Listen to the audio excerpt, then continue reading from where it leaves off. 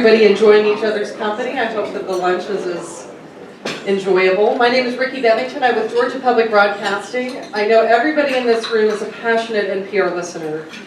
So I know that you listen to me Monday through Friday, 4 to 7 p.m. on 88.5 FM. GPB has been in the radio market for about 3 years here in Atlanta, decades in the television market. So I still have to remind people that we're relatively new in the market for a legacy media organization. And this conversation is being streamed live on Facebook. So mind your P's and Q's. My producer's right there, Stephen Fowler, if you have any questions. If you'd like to see it, it will be on my professional Facebook page, Ricky Bevington. And I believe it will be shared by other organizations, Turner and Atlanta Press Club, later. And I have the benefit of inviting John Martin into about a 30-minute conversation today, and then we'll open it up to questions. And I'll read a quick bio, and then we'll get started. Hi. Just wanted to make sure the mic worked. John Martin is Chairman and Chief Executive Officer of Turner, a portfolio of news, entertainment, kids, and young adult and sports networks and businesses. I will ask you to illustrate and go deeper into those during our conversation. Martin assumed executive leadership of Turner in January 2014. Previously, he oversaw numerous Time Warner departments after beginning in 1993 with the company. I started when I was 13. 13. You look right. Martin received an MBA degree in Finance and Organizational Behavior from the Columbia University Business School and a BS in Economics from Wharton. He is a member of the Board of Trustees of Columbia Business School, and he serves on the boards of the United Negro College Fund and the Paley Center for Media. Welcome. Thank you. Thank you for having me. And I really should say welcome home. Turner employs 6,000 people here in Atlanta, and I'd love a show of hands. Who here works for Turner? Okay, about half the room. So we're just having everybody get it right out there in the open. Uh-oh. These are my toughest critics. And by a show of hands, raise your hand if you are not a consumer of a single Turner Broadcasting property. Okay. That's awesome. For broadcast journalists here in Atlanta, it's hard to have a career in Atlanta without having worked for Turner at some point. So it really is a huge deal for the press club, really. And the perspective of this conversation will be through the lens of journalism. There's a lot of Turner properties that I could talk about. CNN will be the bulk of the conversation, of course, I being a journalist. So tell us, what is the most exciting thing to you about being in broadcast today? Well, that's a simple question. First of all, thank you for having me today. It really is a privilege to be able to speak with all of you, and I look forward to questions after. And I'm a part-time resident in Atlanta, and I am thrilled and privileged to be able to lead Turner, which half of all of our employees are still here in Atlanta, about 6,000 of us. And it is the birthplace and the lifeblood of Turner, and will always be. And I think, you know, when I came to lead Turner in 2014, I was convinced already that what made the company great, which was being an unbelievably successful portfolio of brands in ad-supported cable networks, that was going to be a big part of the business for the foreseeable future, but we really need to pivot, and we really need to change, and we need to reinvent the company from the inside out. Because the television landscape is getting only more fragmented, only more crowded. Barriers to entry and distribution are falling through the floor. And in order to stay relevant, we have to make sure that our brands are at the top of mind of every fan when they think about where they want to spend their time. And so I think there's never been a more challenging time to be in the media business, but there's never been a more intellectually interesting time to be in the media business. And I've had a lot of fun working with incredibly talented people at Turner trying to figure this out and figure our best way forward. So give us an overview. Remind us of the overview of all of the things Turner does across the world. Wow, we have 130 networks, so I could list those off, but that would take 30 minutes. We have 130 networks in 33 languages in 208 countries. And here in the United States, I think we're probably best known for, in addition to CNN, TNT, TBS, Cartoon Network, Adult Swim, True TV, Turner Classic Movies. We're the only programming portfolio group that we had the #1 network in the US last year with TBS. We had 2 of the top 5 with TBS and TNT, 3 of the top 10. We reach 80% of all adults in the United States every month. And we reach 70% of all millennials in the United States every month. So we're a company that operates at massive scale. And that's going to be hugely important as we think about what's going to determine who's going to be successful going forward and who's not going to be able to keep pace. And as you mentioned, we're in entertainment, sports, kids, news, and if you think about what's going to matter on multi-platform going forward, as more and more people are consuming video on these types of devices, being in sports and kids and news is going to be vitally important as we are holding ourselves accountable to really lead the industry forward. How adaptive have you been to technology?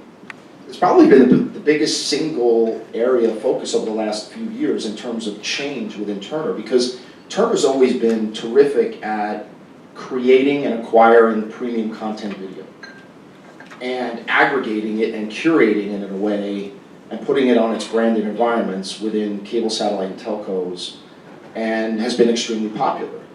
But when I came in 2014, we didn't really have a comprehensive technology strategy that would lean into and begin to take advantage of data, which is going to become increasingly important in virtually every aspect of the business, whether it's marketing, monetization, or even content creation itself. So when I first joined in 2014, I was told that we had in the United States alone 29 content management systems, none of which had any interoperability or didn't talk to one another, and we had no data strategy. So I said, we're going to turn the company into, in addition to being a premium content and curation company, into being a tech company. And we've made massive investments in technology, both from acquiring talent, monetary investments, acquiring companies, because I believe, there's always been this debate within media for years and years and years. I've been in the business for 25 years. And it's always been, is content king or is distribution king? And I would submit that now there's a third leg to the stool. It's not enough to just be good at content or to be good at distribution. You've got to be great at consumer experiences. If Netflix has taught us anything, it's that if you're great at consumer experiences, you can actually have inferior content, but you can have a great business. So I want Turner to be in a position where we can pivot no matter which direction the consumers go, and in a way, over time, where we can control from the beginning to the end consumer experience what that experience is. So that means that we've made investments in tech infrastructure. We have the #1 provider of live IP video in the United States, a company called iStream Planet. And more, we're going to take on ourselves the responsibility of providing what is the consumer experience. And of course, we're going to work with our cable, satellite, telco partners to try to improve that experience as well. But it's just hard because we don't control that. And not all of them are as good as others. I mean, if you're here in Atlanta, you have the benefit of, if anybody's a how many people subscribe to Comcast? You've got, it's less than I would have thought. Geez, you're not cord cutting, are you? But if you're a Comcast subscriber, that is, you have the best user experience of any cable company. And I can tell you that if you're in some other areas of the country, it's quite bad. So I think that for Turner, and even more broadly with Time Warner, because I think it's actually a huge benefit that we're within the same common ownership as HBO. And HBO recently went over the top with HBO Now, and they're controlling the user and consumer experience. And now, of course, we're in the midst of integrating with AT&T, and we hope that that deal closes in the coming months. And to take advantage of the 25 million DirecTV customer relationships that they have in the United States, 130 million mobile relationships, I think we are going to learn an awful lot about what consumers want, what they care about, and how we can best serve them. Well, Sorry for the speaking of long that- answer. No, it's fine, I was gonna ask you about Comcast customer experience, so it's not. It's good, but it's not Service great. experience. No, because one of the things that drives me nuts, and I told this to Brian Roberts, is, you know, I live here in Atlanta, and I authenticate HBO Go, and every 30 days, they kick me out. And I said, why would you kick me out? Like, if I authenticate into Netflix, I don't have to keep re-entering, and I don't remember what my Comcast user ID is, and I don't remember what my password is. And I'm like, and I asked Brian Roberts, and he's like, well, we do it because people are stealing passwords. I'm like, who is stealing passwords?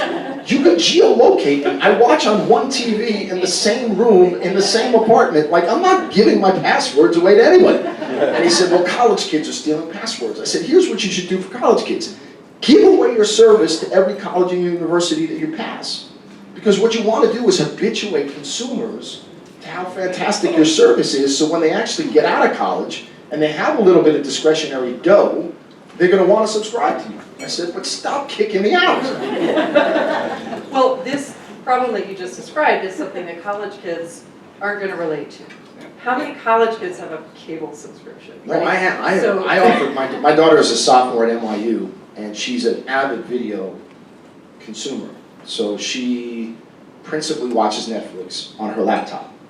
And so she had a great year her freshman year, and I wanted to do something nice for her, and she got a little bit of a better dorm room in her sophomore year. And I said, I'd like to buy a TV for you. And she was like, a TV? I don't want a TV, that's a shitty gift. I'm like, seriously? She's like, yeah, I don't want a TV. So I couldn't even buy her a TV. But that's the generation, and then I've got a 10-year-old who doesn't even watch video on his laptop. He's got his iPad, and he's only consuming video with headphones on his iPad. And what he's watching are gamers. And so this is a kid that grew up because I used to make him watch Cartoon Network. And now I find that he's sneaking away and he's watching all these YouTube videos of gamers. But that's TV to him, that's content to him. So we're now in competition with user-generated content, gaming content, and that's where I said the barriers to distribution have fallen, and there's been an explosion of an availability of video content that is completely unappealing to me, but is wildly appealing to younger generations. So that's what we have to prepare for in terms of, that's our reality going forward. Moving to journalism and its place in that very noisy environment that we currently live in, but certainly it will get noisier and noisier. CNN used to be the outlier, the CNN effect. It was revolutionary. Today, it's one of many air horns in our ear, right? And I mean that because every media outlet is an air horn. That could be my mother. Do you want to get that? It's Jeff Zucker. Yeah, it's Jeff. And I mean that in that everybody who's trying to get the consumer's attention is constant. So what is the core mission of CNN today and going forward in the world that you're describing? Well, I just mentioned Jeff Zucker. He runs CNN, and he is an extremely talented professional. And we're lucky to have him and the team of leadership. And honestly, CNN is an organization that has nearly 3,500 employees around the world. And one of the things that I've been so incredibly proud of in my short tenure being a Turner is the resuscitation of CNN's importance in the world. And honestly, in a world where, yes, there are a lot of opinions and a lot of opinion makers and a lot more destinations to go to, I don't think the journalistic mission of CNN has ever been more important than it is today. And with the unparalleled news breaking and news gathering resources that CNN has, and I know we tout ourselves as being the most trusted brand in news, but that is critically important, because when something happens in the world and people want as much of an unbiased view on what is going on as possible, more often than not, they're choosing to come to CNN. And we cannot give up that position. We have to resist if you will, the idea of being too liberal or being too conservative. And we get criticized equally from both sides, so that must mean we're doing something right.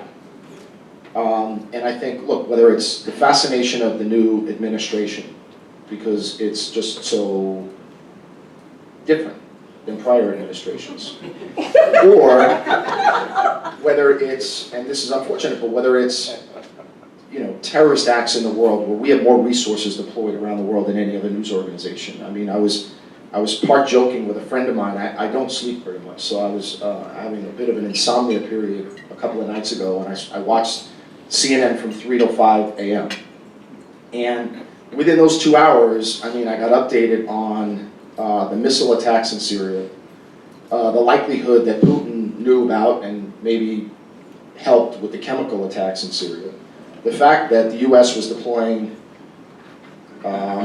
aircraft carriers and destroyers to North Korea, the dinner that Trump had with President Xi and the implications of that on North Korea, the terribly unfortunate, horrific acts that happened outside of Cairo where on Palm Sunday 2 churches were blown up.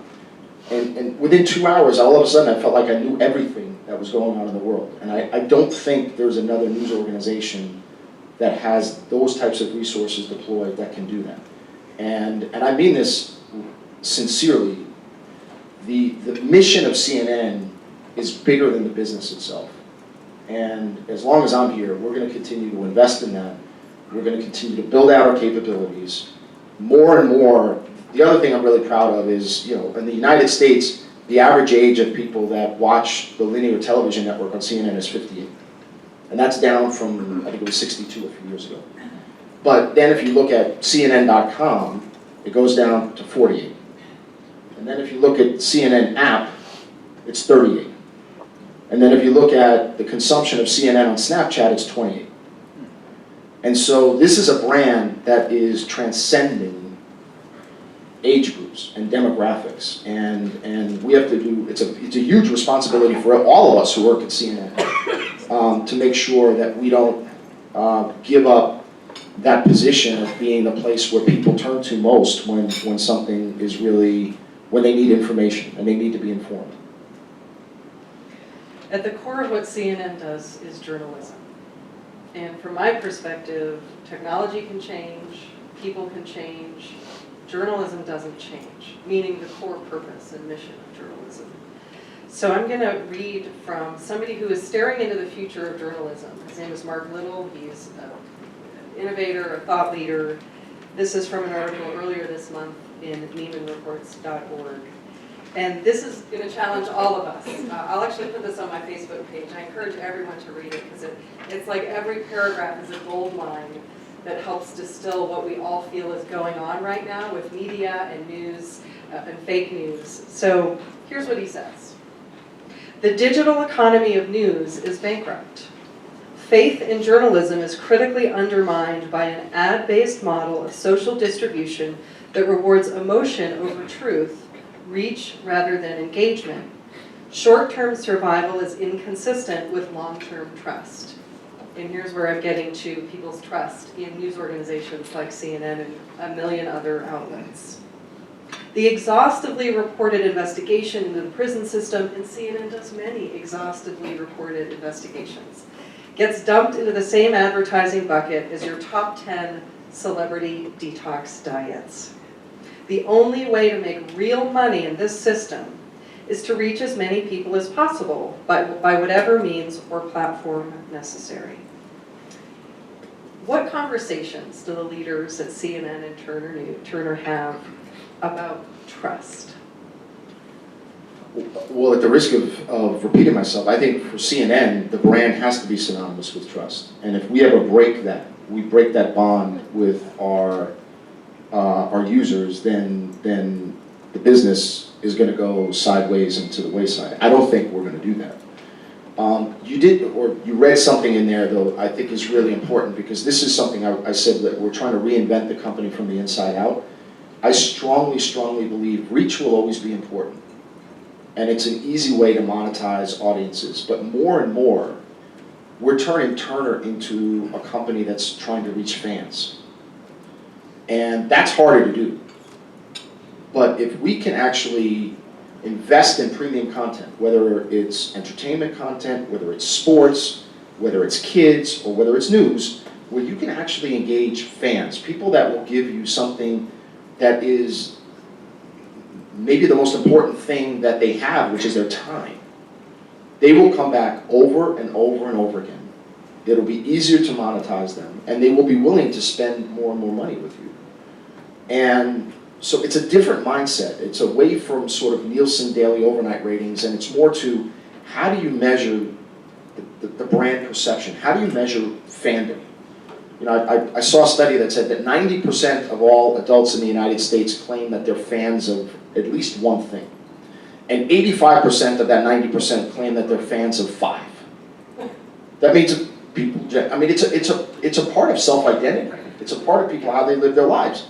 And if you're a fan of something, that means you're going to over-index your time there, and you're going to come back over and over and over again repeatedly, and you're going to spend a lot of money. And I just, one maybe silly anecdote, but I was talking to somebody about this yesterday, and I said, you know, we need Games of Thrones. Games of Drones? Games of Thrones. Of Thrones. Game of Thrones.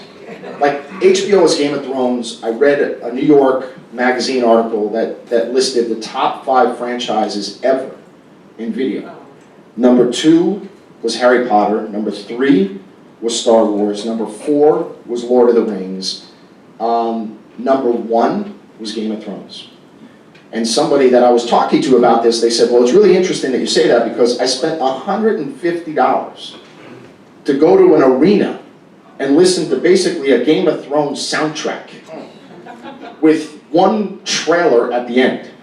And it was like, I went to one big Game of Thrones marketing promotion, but he's like, I would do it again tomorrow because we're so infatuated with Game of Thrones. Like, if we can find people who just love the stuff that we do, we at Turner, we have to get better at figuring out how to monetize those brands and franchises in a 360-degree way, as opposed to traditionally just, you know, you get advertising dollars based on reach, based on whatever Nielsen tells you it is. It's a fundamental change in the business, and I think more and more we're going to be moving towards fandom. Well, the business model's changing, the way that you're going to be making money is changing. It sounds a lot more direct to consumer in the sense that this person, Mark Little, predicts a future where consumers pay directly for their content. There's no cable, there's no Comcast 800 number to call, nothing. So I think my question is back to CNN. When you look 50 years, not 5 years or 10 years, into the future, what conversations are you having about developing trust with your fans or with your consumers and changing the business model that you currently have? I won't be having those discussions. Somebody will, because I fully expect that CNN is going to be vibrant and around in 50 years. And I think, look, you know, it's funny, even as of 3 years ago when I used to talk to Jeff Zucker about the business, he used to say, well, there's CNN and then CNN Digital. And then we started to talk about the idea of there actually is no distinction between CNN and CNN Digital. It's all CNN. You mean in the viewer's mind? Yeah, it's just it's CNN it's optimized CNN. in a different way, and consumers will be able to figure out however they want to interact with the brand. And I think, and I don't have a crystal ball 50 years from now, but I do think that CNN is a brand that can stand on its own, that if we offered it to consumers today, a la carte, and asked them to pay a subscription service for it, similar to the likes of an HBO, we would get a lot of subscribers. Why haven't you done that yet? This is exactly what I'm asking about, the changing business model of journalism. It's been talked about. I mean, you make a lot of money from... I mean, look, CNN makes roughly $1 billion a year in profit. It's growing faster than it's grown in years. That's not to say that we can just rest on our laurels and be happy with how everything is going. And look, I think, you know, to make a hard cut and say we're not going to be ad supported anymore, we're just going to offer it a la carte, could potentially be highly provide a lot of dislocation in the near term. But I do think it's something that, we have discussed, the changing business models and the evolving business models. I think Turner Classic Movies is another service that I think people are fans. Can you actually talk about recent innovations? Well, we just launched a service recently called Filmstruck, which is a different, deep catalog library of movies aimed at movie fans. And it's too early to really report numbers. I mean, they're in the tens of thousands. It just launched a few weeks ago. But it's kind of interesting because of the early churn we've had on Filmstruck, more than half of the churn is because people are saying, well, you don't have the movies yet on TCM. We want the TCM movies. So now we're starting to talk about, well, what if we met with our colleagues at Warner Brothers, which has the biggest, deepest film catalog library in the world, and we said, what if we create a direct-to-consumer, deep movie catalog service? And we control the experience end-to-end. And that's something that, we're in discussions of. But all of this represents an evolution of thinking with respect to how do we deliver video content to consumers. And I accept your premise, which says that more and more and more over time, it's going to be direct and not necessarily through intermediaries. Which is an extraordinary responsibility on the part of consumers, right? I feel like we're more powerful than ever. Oh, the consumers are in charge. I mean, if there's any question about that, there is no question about that. The idea of years and years and years, media companies controlled all the windowing, they determined when content was available, they determined when content wasn't available, that those days are, those barriers are disappearing. And I don't know how many people, just by show of hands, I have at least 10 TV series that I know I want to binge watch, that I haven't had time to binge watch. Does anybody, am I the only one? I mean, so there's more fantastic content available than ever before. People just don't have time to watch it. But more and more, the way they're going to watch it is how they want to watch it. They're going to watch it either on their TV or on their laptop or on their mobile phone. I mean, I myself, and I'm not a person of the younger cohort, but I'm growing more and more comfortable watching video on this. And originally, if somebody would have said, oh, you're going to watch a full-length television show on your mobile phone, I would have said, forget it, I can barely see it. But now I'm doing it. And it's a great experience. If the experience is great, if it works, it's convenient, you don't get bounced out for your authentication every 30 days, thank you, Comcast. This is the golden age of video content, but the consumers are in charge, for sure. Well, one thing that hasn't changed is the same content is king. Yeah. I've been asked to open it up to questions by 1 p.m. I believe we are right on schedule. If anybody from CNN asks a really difficult question, leave your ID badge on the table, and I'll be sure to send a thank you note. I'd like to make sure that if you ask a question, please identify yourself. Exactly. And where you sit. Maria Saporta is our first, as usual. Hi, Maria. Hi, Maria. Yeah, I'm a local journalist in town, and I wanted to know if you could comment about the future of Atlanta in your plans, especially with the looming merger with AT&T. And I know you said there's still half employees. There used to be more Turner Broadcasting employees in Atlanta than there are now. So we have seen a depletion of employees from CNN and Turner Broadcasting. And can you just tell us what the future holds? The Atlanta Press Club is very appreciative of the partnership that we have. Right. No, and thank you for the question. Look, our commitment to Atlanta is unwavering. And we are net hiring in Atlanta now. I think we were referring to the depletion. In 2014, yes, we underwent across the entire worldwide company a downsizing, which is the first time that we did that in 11 years. And Atlanta was hit on a commensurate basis with the representation it had of all of the employees of the company. But like I said, it's got roughly 6,000 employees, and we have very, very significant operations. I mean, all of our sports productions are here. We have a 10,000, in fact, we just built a 10,000 square foot production facility for esports, a league that we own half with WME and IMG. And we have some of the most world-class production facilities anywhere here in Atlanta, and that's going to stay. We had very significant operations with TBS and TNT and Cartoon Network, and Adult Swim was born here and lives here and is thriving here. And I think the biggest area of opportunity to continue to be a very strong employer here is going to be more and more in the area of tech.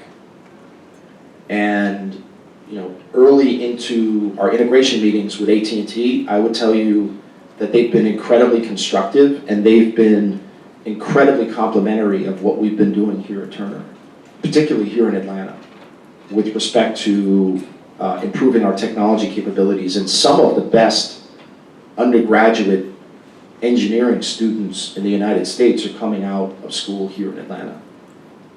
And we want to be an employer of choice. So I think, for the foreseeable future, we're going to be a net hirer here. And I fully anticipate that we're going to be adding headcount, and we've made significant investments in both the Techwood campus and to a lesser extent at CNN Center, although we're in discussions as to how to improve the CNN Center as well for our employees' experience. And I feel good about that. Can you specify the future of CNN then? I know we talked about Turner in aggregate. If you could talk about what is CNN's future in Atlanta in terms of... Well, I think, look, I think, the jobs that have moved elsewhere, which have been principally moved to New York, and Jeff Zucker is principally based in New York, those have been done. And I don't anticipate that there's going to be any material movement of jobs or employment opportunities beyond what we have now. I mean, one of the things that we've been just talking about is how do we better employ the facilities that we have at CNN Center. And we'll continue to do that. But the commitment here from CNN is really no different than anywhere else within the company. I'm a big fan of CNN Center. I love Taco Bell. It's the only... I'm embarrassed to say that, but it's like the only place where I can actually eat Taco Bell and We get a discount there. we do? Yeah. Well, it would have been good if somebody told me that. I'm making a run for the border 3 times a week. Yeah.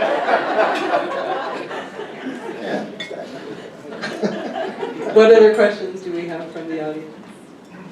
Oh, right here. I'm Vivian Spoil with CNN. Hi, Vivian. I shouldn't be asking you if you're a part-time resident, if you're affected by the I-85. No, I'm not. Thankfully, I can take back roads, Peachtree, all the way down, but otherwise. But those roads are now much more congested and crowded than they were before, so I guess you could say I am affected. That's really what we're talking about. No, I do want to hear more about, just from your perspective, if you could delineate some of the challenges and obstacles that you foresee for Turner with the AT&T deal, and some of the stuff that you guys are facing.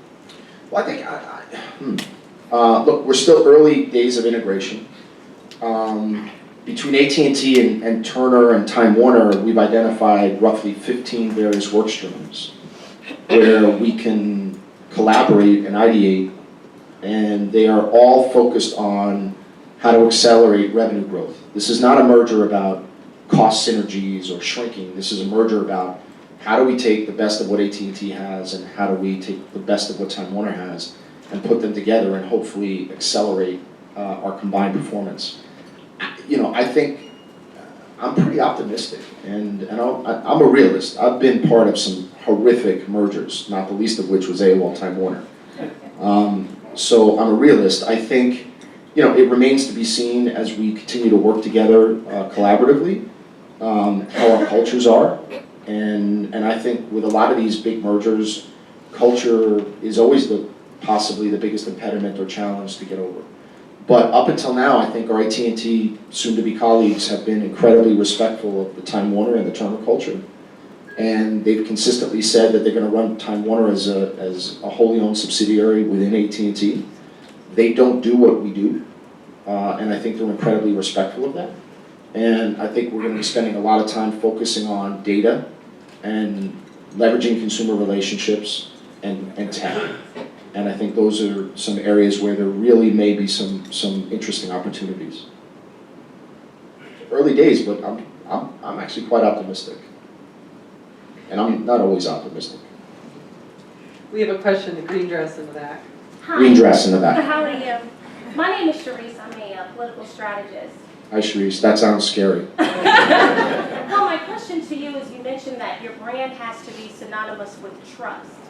With that, how do you balance the inescapable bait of bureaucracy while maintaining that trust, not only with your consumers, but with your employees? Wow, that is a very deep question. And some of my colleagues here at CNN would probably be even better at answering that than I would.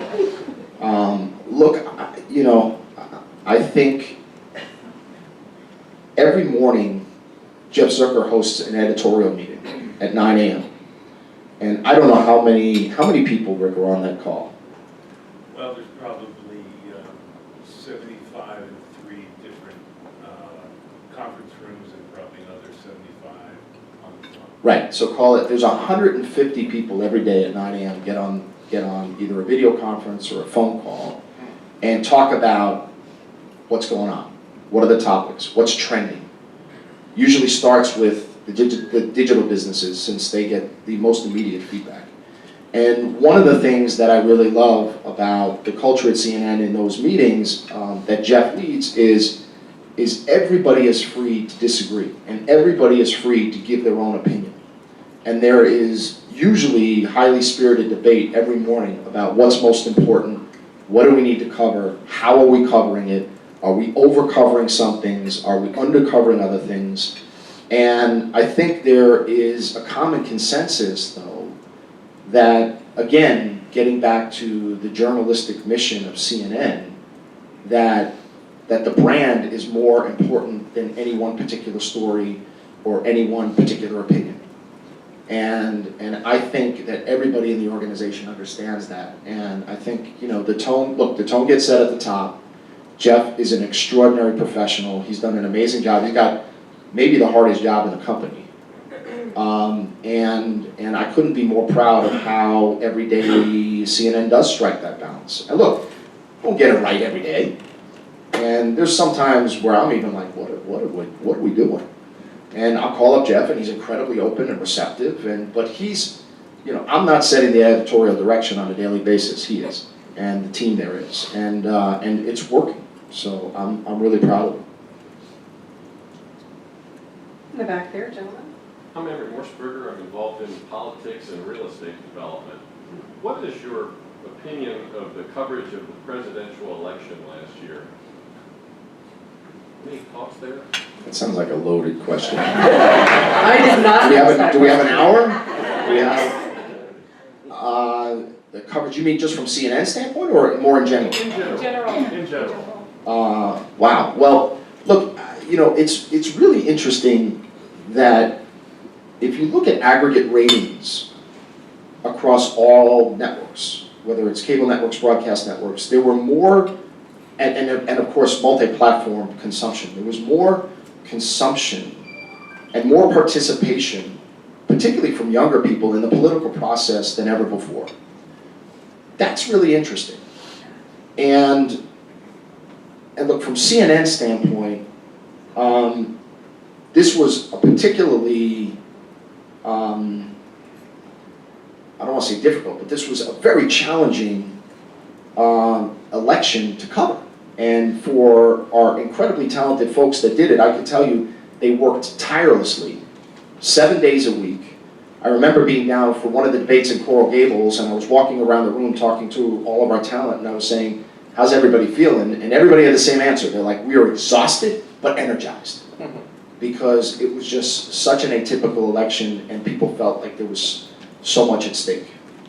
So it was a very broad question. I apologize if I'm not really answering your question. I mean, I think it was a much more challenging election to cover than in the past. I mean, if you think about the Republican Party starting with, nearly 16 candidates and having it go down to the wire, and then the Democratic Party having really 2, but, Bernie Sanders gave Hillary a hell of a run and really energized a base, a young base, that people would have never thought would have come out for somebody who was relatively unknown to most of the country. So I don't know if I'm answering your question. I think that CNN, again, if we look at the number of panels that we put together, the people that we lined up on either side of the aisle, and the amount of debates that we had, and then the other thing that Jeff Zucker did, which I thought was brilliant, is we had more event nights,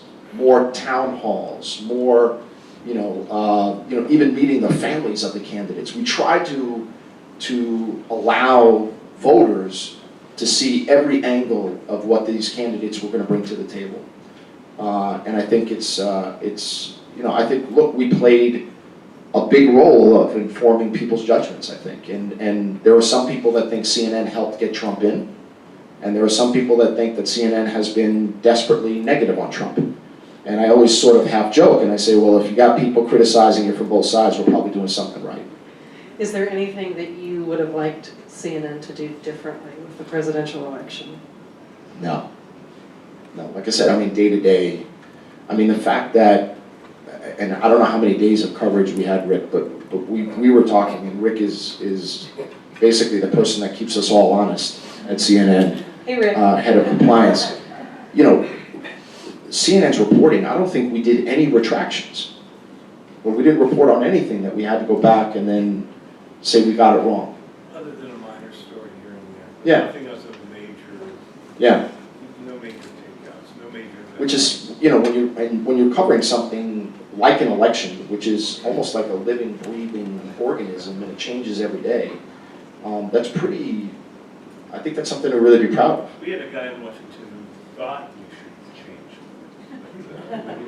change. Can you all hear him in the back? He said that there were some minor retractions, but that CNN stands by all of Clarification, but we did. clarification. That you didn't, CNN didn't actually do any sort of big retractions during the, okay. Gentleman in the back. You talked about objectivity. I'm the David Martin, Executive Director, Georgia Council on Economic Education. Hi, David. I don't think I've ever heard the term fake news and false news until recently. How do you handle that?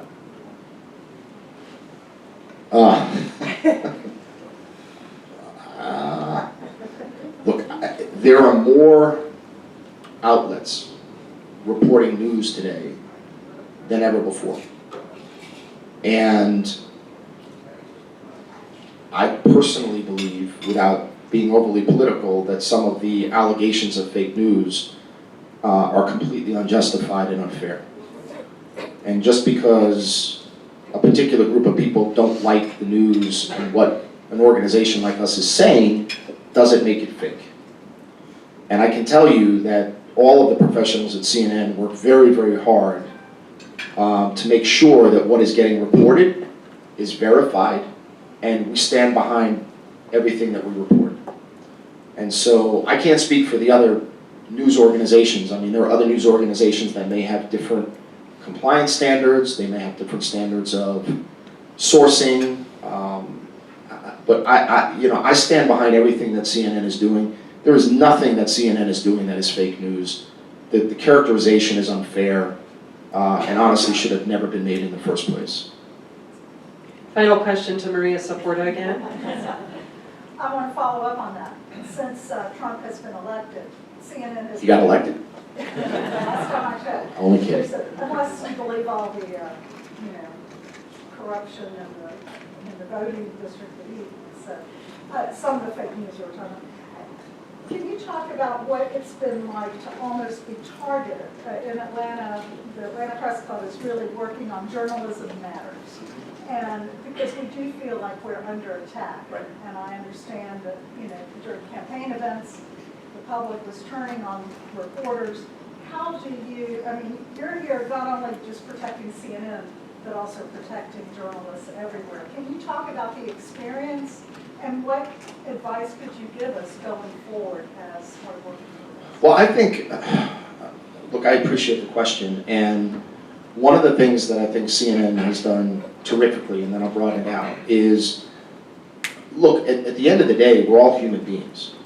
And if you feel like you're being attacked, there's a human instinct to want to fight back or deflect. And I think CNN has exercised an incredible amount of restraint as it relates to maybe exercising that human instinct to want to fight back, which might have pushed it in one direction versus another. Because that's what I was worried about initially when the organization looks like it's under attack, and there's, I think, like I said, there's a human instinct that says, if you're going to punch me, I'm going to punch you back. Now, CNN was not the only news organization that has been under attack. The administration has been quite liberal with respect to the number of attacks that it's been making on news organizations.